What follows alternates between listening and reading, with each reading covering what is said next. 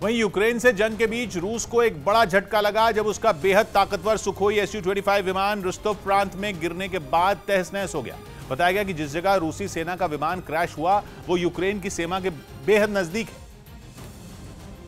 और रूस के Su-25 के जमीन पर गिरने के बाद का एक वीडियो भी सामने आया जिसमें ताकतवर लड़ाकू विमान के परखचे उड़े हुए दिखाई दिए।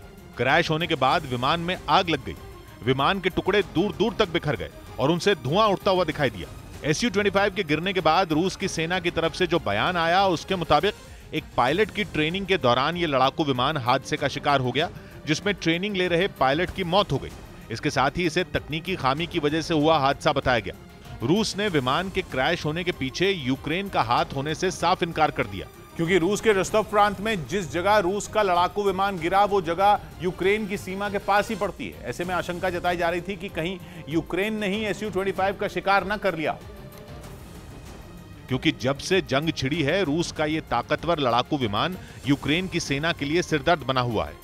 आसमान में गरजते Su-25 जब यूक्रेन के सैन्य ठिकानों पर टूटते हैं तो फिर वहां तबाही ही तबाही दिखाई देती है।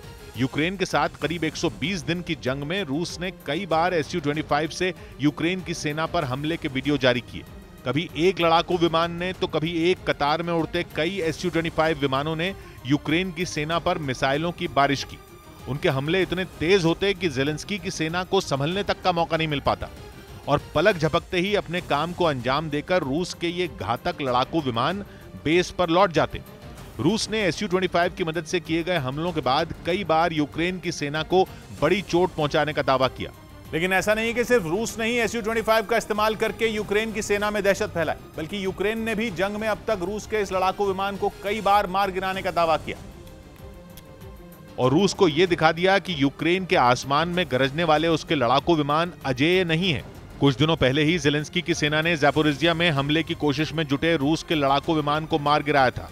इसके अलावा यूक्रेन की सेना ने खार्किव और चर्निव में भी सुखोई लड़ाकू विमान को ढेर करने का दावा किया था। चर्निव में तो रूस के एक पायलट के मारे जाने का भी दावा किया गया था। यानी यूक्रेन की जंग में उतरा Su-25 कई बार उसकी सेना का निशाना बना, लेकिन अब यह लड़ाकू विमान रूस में ही ढेर हो रहा। 17 जून को भी बेलग्रेद में एक Su-25 क्रैश हो गया था और जिस जगह यह हादसा हुआ था वो भी यूक्रेन की सीमा के नजदीक ही था। उस वक्त भी रूस ने तकनीकी खामी का हवाला दिया था। लेकिन अब रोस्तोव में Su-25 के गिरने के बाद आशंका जताई जा रही है कि कहीं यूक्रेन की सेना ने तो एक बार फिर सुखोई का शिकार नहीं कर लिया, क्योंकि रूस ये आरोप लगा चुका है कि यूक्रेन ने उसकी सीमा के भीतर कई बार हमलों को अंजाम दिया है।